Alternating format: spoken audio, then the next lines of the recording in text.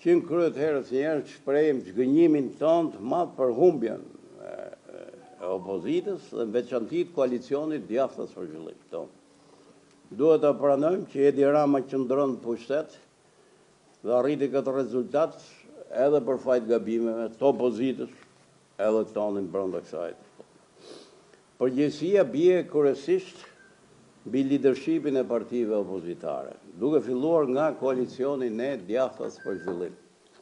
Dhe me thënë, kjo është një përgjegjësi që e mbaj unë personalisht, që me thënë, sherrin e humbjes edhe për këtë motiv, që me thënë, largohem nga drejtimi i koalicionit.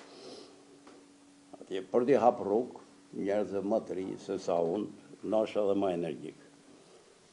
Përpara se ta shoh, do të bëjmë një analizë shkurtër, një vlerësim, po të japim një herë mirënjohje atyre që na votuan, sa do pak, 6-7.000 veta që janë aty, që kanë metë, se mund të gjenë edhe pak më shumë, po gjithsesi nuk kanë qenë hata e madhe, sepse janë përballë si njerëz lirë për çaj ide lirie dhe demokracie për alternativën tonë.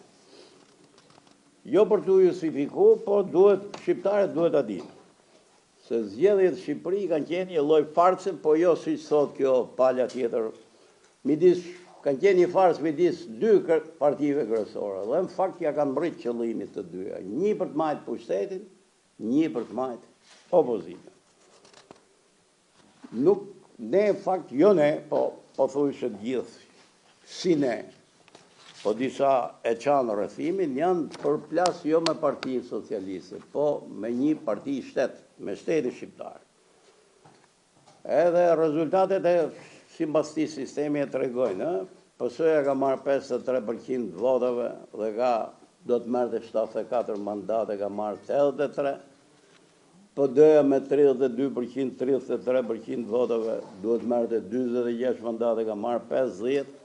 Dhe gjithë subjektet tjera ne më të vejlit në këtë mes, kanë marrë gati 220.000 vota. Edhe përfaqësohen vetëm me 7 mandate. Për të kriju një idenë se me çfarë sistemi janë bërë zgjedhjet. Kjo është pasojë e listave të mbyllura, por ka dhe probleme tjera, sistemi zgjedhor.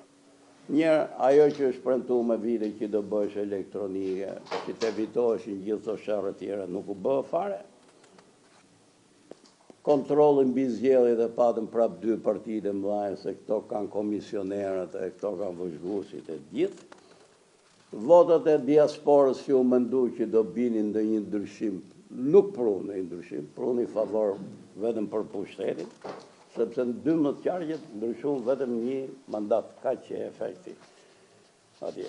Ka dhe shumë probleme tjera. Gjithsesi ne do ja lejmë raportit OSBE-s, ODIHR-it, ne i kemi çuar gjithë ankimime tona, por ne duhet bim në pesimizëm, as në përhumbjen, se këtu ka shumë subjektivizma brenda, por duhet jemi të motivuar për të bërë detyrën tonë, nga të cilët ne gjykojmë që detyrat që kemi si parti opozitare, si forca alternative brenda opozitës, mbasi kemi bërë një analizë të shohim tash ku janë defektet kryesore, për të bërë, do vazhdojmë betejën për të bërë 3 ndryshime kryesore. Ndryshimet kushtetut, rishikimin e reformës territoriale dhe reformën zgjedhore.